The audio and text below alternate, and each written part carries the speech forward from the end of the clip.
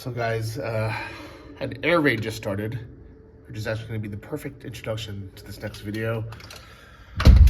This is part 2 of the War Museum, but actually we're going to be showing the basements of where some of the people were hiding. There's an actual air raid warning happening right now because I am in Kyiv, and I should go to the actual bunkers, or at least to the undergrounds. But the second safest place for me to hide would be in the bathroom. So let me take you there. In general, you want to be as far away from these windows as possible. And it's going to be behind these brick walls. So with little LED lights like this, hiding in the bathroom is actually the safest place in my house. And usually they don't have lights, so they bring LED lights.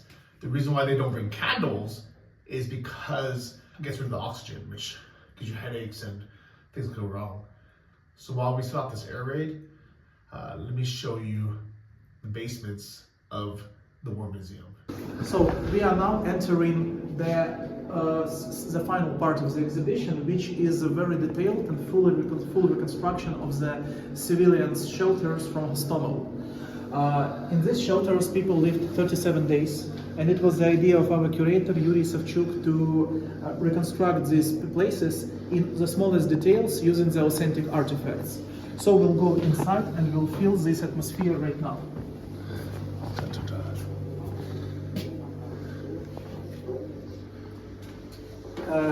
To start with, I would like to say that in these basements of Hostomel, people lived during 37 days of the Russian occupation, and they lived very close to the airport, which was stormed by the Russian army. So people got under occupation very quickly. And after they got under occupation, they were forced to live in the basements all the time. So they lived without electricity, without heating, without normal food and water, and in horrible humidity. The highest temperature recorded in the period of occupation was approximately 12 degrees above zero, but sometimes it was even below zero by Celsius, and people lived in horrible conditions. You can see also the white banner marking the entrance to such shelters. We tried to put each item on the as much correct place as possible, so to reconstruct this order of the basements. And you can see also this number of the broken cell phones, cameras. You know that when the Russians came, they very often tried to confiscate the gadgets from people. Sometimes they used the gadgets by themselves, but sometimes Russians were so afraid of possible fire correctors and so on, that they just broke the gadgets to leave people without communications at all. And what does it say?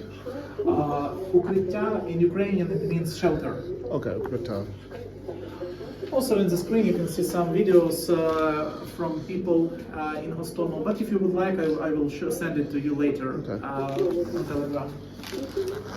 And by the way, I would like to notice that one of the items here is a grave board from for the local woman, Lyubov Gritsenko, the local teacher of mathematics who was born during the war, 1944, and who died during the war on the 9th of March because of pneumonia. And when she died, people who were with her husband, her neighbors, came to Russian occupiers. And Russian occupiers were soldiers of Kadyrov here. And they asked to allow her burial. They said that they allow only to bury her in the residential courtyard where she lived, in fact. And when our museum expedition came to this place, we saw several graves of people buried right in the same courtyards where they lived, where they walked every day. And when we learned that after the liberation, these people were buried in the normal cemeteries. But when we visited these places, we still saw these graves right in the courtyards. And it was horrible.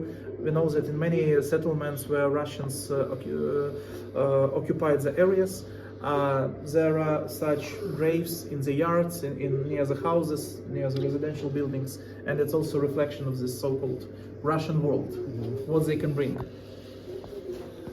And also, we are now passing the corridor of the shelter, You can see that we use here the authentic light, the real original light from the real shelters. People here used different kinds of light. Very often they used the light diodes working from the battery. And this is a real diode brought from Hostomel. Also, sometimes people used the oil lamps. You can see some kinds of oil lamps, like self-made oil lamp. And people rarely used candles because there was lack of candles, and also candles burned some oxygen. That's why people felt that it was hard to breathe if candles were burnt everywhere. And let's go into the residential room. You can see how people lived. So we can really imagine how it was, how it happened, how people survived the Russian occupation. Everything here is very carefully reconstructed, and we even reconstructed the inscriptions on the wall. So there are two words, Kalinin and Kashin. To be honest, we don't know for sure what does these words mean. Some people said that these are the second names of people who had the storage cellars in the basement in the old times. But we don't know for sure. Some people think that Kalinin may be the name of the Russian city from where the constructors worked in Hostomel in the Soviet times, but also it is not certain. So we just reconstructed it as it happened. I'm not sure, but caution sounds like the English word caution, like be careful. Yes, it's yes, but it is written in Cyrillic. So, yes, that it really looks like some second name or maybe the name of some town, but who knows? Yes, who knows? Yes. And you can see also how people slept. This is a mattress, but you can see that it is placed on the bricks with the blue paint. Sometimes I ask our visitors with whom I speak during excursions, what do they think, from where these bricks came from? And people typically respond correctly that this blue color of paint is typical for, Soviet residential houses. Yes, yeah. And really it was so that people were not allowed to go outside the basements for free. Freely, and they at the same time they needed some useful things from the houses in the basements. So in one of the basements they dismantled the tunnel between the basement and the residential part, and they placed the bed on the bricks from this tunnel, from the wall which separated basement from residential part of the house. And that's why we see this very typical blue color bricks here in the room. So I've visited a few basements right after the occupation. First I could say, like, definitely it feels like a very similar eerie feeling. And actually, so I was very, I don't know the word is, not happy, but I was grateful to be able to capture that feeling to show people in the West and in other countries what it was like. But at the same time, I also knew that they would never, and I hoped that they would never experience it themselves. But having this museum where they can experience it, but without the danger or the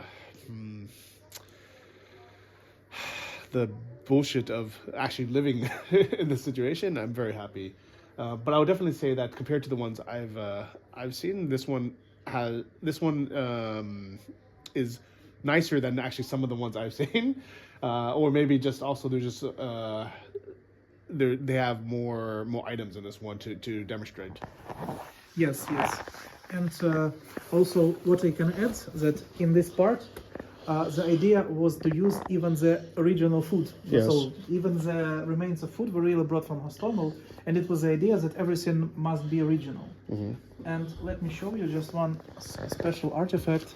This is like a bottle of sparkling wine with a self-made sticker, congratulations on the golden wedding, like 50-year anniversary of marriage. And some elder couple took this bottle with them into the basements as not only the souvenir, but maybe the reminder of the happy years of life. Or maybe to hope the war would end so they can drink it and celebrate. Yes, and we tried to learn who are these people. But unfortunately, we haven't identified them yet. Despite we spoke with many people from Hostomel, from this basement. Yes. But you can imagine that in the several rooms of each basement, from 30 to 40 people lived in average. Yes. So it was very overcrowded. That's why it's not surprising that some people may not know whose bottle of wine is here. Yes. And we know that in one of the basements, which became the origin for our composition, 70 people lived simultaneously. Wow. Because Russians just decided to gather people from two basements in one of them. Yes. And of course, this was a very difficult life. I can see that everything was put in the same order like we saw it ourselves when the museum expedition worked. So the remains of food, the beds, the household items, everything is placed like it was photographed, like it was filmed on the video. So we put much efforts into making this reconstruction. That's good. Yeah. And you know what, actually, now that I think about it, I think that the ones that I visited were, even though they were in Irpin and Bucha, some of the residents felt a little bit safer because those particular areas were not being shelled with artillery. So a lot of the people, they would live in the basement for a few days, but then they would return to their apartments. And then when things got bad, they would go back down. But in this area, you can tell that it was very dangerous there. So they never returned to their apartments unless to just take something to bring it downstairs. Yes, and I can add that this area in Hostomel was called military town because typically the apartments here were given to family members of the army servicemen from the Soviet times and later in independent Ukraine. And this area was destroyed heavily. So just several buildings here survived. Of course, there were no windows, no balconies, which were not damaged by the explosions, but many buildings were destroyed completely. Yes. So even if people would like to come to the apartments, many people had no apartments. But at the same time, the Russians prohibited people to go without permission. So each time when people went outside, had to be agreed with the Russians. Wow. Yes. That was also the difficulty, and the Russians also sometimes hid in the same basement if there was a danger of Ukrainian attacks and so on. And people felt typically very nervous when Russians came to the basements because they didn't know what to expect from them. Exactly. And these are different food which was stored in the basement. Some of the food was taken by people from homes, but some of the food was brought by the Russians. It's also interesting that the Russians tried to film on the videos how they give food to people, and they said that it was humanitarian assistance. But it was interesting, as it was the unit of Kadyrov who controlled this area. They are famous like a TikTok warriors, yes, you know? Yes. And they demanded people to say Thanksgiving 6, 7 and more times until the time when they decided that it is enough. Yes. And that's why this repeated once and once again. But also it's interesting that from where the Russians get food, because they gave people food from the local supermarket which was looted. And very often they gave people such food which was not suitable for Muslim soldiers, like sausages with pork and so on. Also different canned food. Sometimes people were allowed to go outside and cook something on the fire, but it was not regular. And let me show you also one very small but very authentic room. Because in this room, even standing without other people here, standing alone, we feel this overcrowding, this darkness. You see the original light here once again. Also, we can see that some of the items here remind us about leisure of people. So you can see chess, play cards, even the textbook of English. It's interesting that some people said that there is a local woman who was a teacher of English, gave lessons for all people who wished to study English. even without any conditions. So staying in the basement, people try to support each others. That's good. And you can see the potbelly stove, which was used in one of the basements. It was used for having food hot, but also for heating of making these rooms a bit warmer. Yes. And we have also the last room here, which is called children's room. So before we go, I would like to show it to you. Okay, also. please. Cozy, but maybe these words are not so correct, because see how children lived with their parents, with their relatives. So some best parts of the basements were selected really for families with children. Yes. And on this mattress you can see the clothing of the youngest known resident of the Stomel military town, the baby Maria Kovtun, the girl who was 5 months old when the war started. And she lived in the basement with her mother, with her aunt and cousin. Unfortunately, the family is well now, they were evacuated, while the male members of the family served in the army protecting Ukraine, and of course I can only imagine what people felt about their relatives who suffered this war. And also you can see how people tried to reconstruct some details from family life. So this is probably the only room where people brought some pictures from homes. You can see many toys around. But also it's interesting what children did all the days in the basements. Despite they stayed in the darkness, children tried to play together, children drew pictures, and you see how bright are these drawings of children, and they're really positive. So children depicted the happy family life. They used such a bright colors maybe to compensate what they lacked in the everyday life. So it's really very interesting. Yeah. And to give people a really better idea of how it actually looks without the lights, because people didn't have so much battery, so they couldn't afford to keep the light on the whole time. So this is how actually it looks with my flash off. So people would really live in these kind of conditions where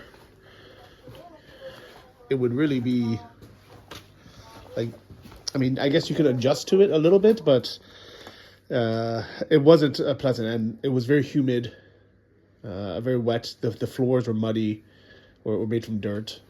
It was not a pleasant experience at all. Yes, and it was very cold. Some people who left their testimonies for us, they said that when they went asleep, they woke up in the night because they felt that all the clothing, all the blankets are wet because of this humidity, and it was very cold inside. That's why people suffered different illnesses all the time, and some of the elder people with weaker health also died, and we saw even their graves when we came to Hostomel with expedition. Yes. So, what can I said about what I was in Bakhmut? But in this way, we tried to pay our respect to all the people who faced the war, who experienced this war. Nobody deserves this, but unfortunately, because of the will of Russia, the will of the regime, the war started. And our mission as a museum is to educate people about this war using our means, using our methods of authentic artifacts.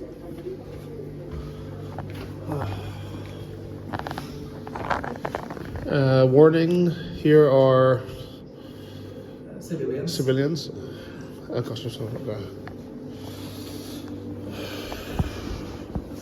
So tell me again how you're involved here. I'm a co-manager here with Mark Robinson to make this exhibition in the USA, and actually I'm a reserve officer of Ukrainian Army, the infantry commander, and also I'm a politician and defense and security expert. Wow, so it's an honor to meet you. Thank you very much. Nice to see you. Nice to meet with you. Yeah, and I've spoken to Mike. Can you tell me a little bit more about how you planned or you hope to get this exhibition to the US? Yes, we hope to make this because this exhibition is really unique. We can see here great artifacts of Russian invasion, and we think that the whole world should see this. The results of Russian invasion, and to understand one more time that Russia is the terrorist state. So we making the huge work with Mark Robinson and with the team of the museum to make this in Rio, to make this exhibition in the US. Nice. So I've had the pleasure of speaking to Mike on Zoom. He is a former Green Beret, and his dream or goal is to raise enough funds and get enough supporters to bring this whole exposition to the US, or what would be brought there? We will adapt the design of the exhibition and the Yes. content of it to the premises which exist. That's Okay. why we will direct contact with the museums who will agree to host this exhibition. And then during negotiations we will solve all the questions about design, about the contents, about materials which we select for display. That's why it can be adapted, of course, but the idea of exhibition will be the same, to show the war with the help of these authentic artifacts. All right, so if you are from the US and you want to see this exposition in America and help get it there, you can check out Radio Free Ukraine and get some details there on how to help make that happen, to either show your interest, to donate, to help bring everything there. Because actually, this is so important for Ukraine that it needs to be returned. It's not just going to be sent to the US. It's going to be on tour in many different states in the US, but then all of it's going to be returned to Ukraine to be exposition here. So, or maybe to go to some other countries in the future.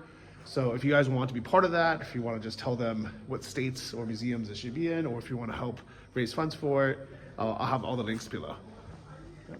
Thank you guys so much for your time today. It's been very interesting to hear all this and see it in person. Thank you for your attention and for your interest. Yeah, exactly. And if you guys are visiting Kyiv or Ukraine, here are the details. It's only 50 hryvnia, which is just $1.25 to attend. And please come, because it's definitely good. Do you guys also offer tours at all as well? Yes, sure, in Ukrainian, English. Okay, because I would recommend it for sure. Yeah. Thank you. Because like it's even though I'm someone who at least knows a little bit about what is happening in the war, and I've seen some of those things in person, like having you explain it, it made the experience so much better than if I just came by myself. So highly recommend getting a tour, guys, if you do come. Thank you so much. So Дякую. let's make a brief walk to our Yeah. office. Great. Be careful. And into the snow we go. Maybe we can take one of the tanks.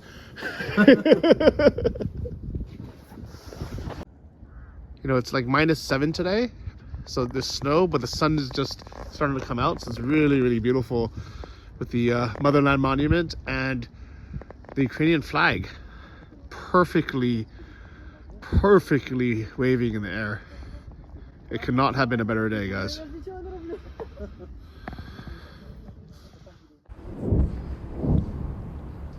It is a terrifying constant thunder, explosions booming across this coastal city. It's been going on for hours now. And this is a population in shock